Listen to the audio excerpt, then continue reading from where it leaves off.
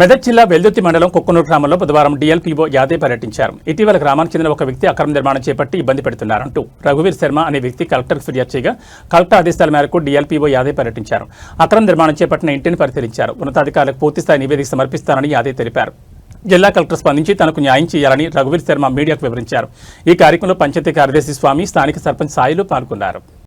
నేనైతే నోట్ చేసుకునే ఏమేమి గ్యాప్స్ ఉన్నాయో దాని ప్రకారం నివేదిక సమర్పిస్తా డిపిఓ గారికి. తదుపరి చర్యలు డిపిఓ గారు కలెక్టర్ గారు లేదు సార్. మేము ఏమంటున్నామంటే ఖచ్చితంగా అయితే జరిగింది, పొరపాటు జరిగింది, వాస్తవానికి జరిగి కట్టింది వాస్తవం అది మీరు చెప్పాలి కదా సార్. మీకు ఖచ్చితంగా వచ్చినప్పుడు నేను నోట్ చేసుకున్నది అని చెప్పిన కదా, కానీ నేను ఏదో నోట్ చేసుకున్నాను, ఎక్కడ గ్యాప్ ఉందో చేసుకున్నాను, దానే డిపిఓ గారికి సబ్మిట్ చేస్తాను.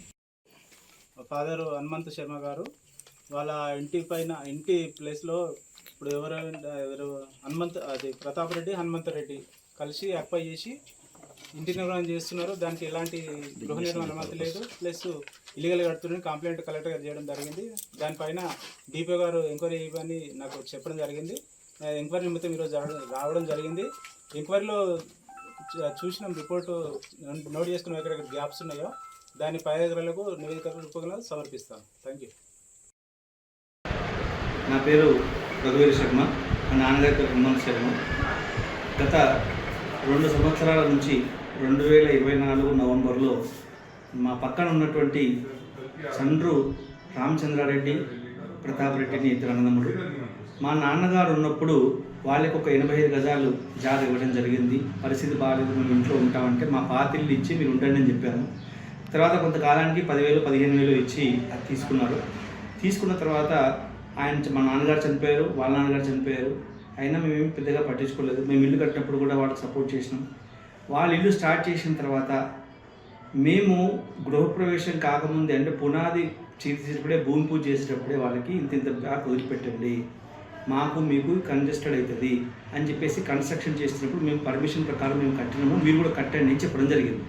అప్పుడు ప్రతాప్ రెడ్డి మా ముందు ఏం చేశాడంటే పిల్లర్ తీసేటప్పుడు కరెక్ట్గా నేను చెప్పిన ప్రకారం చేశాడు.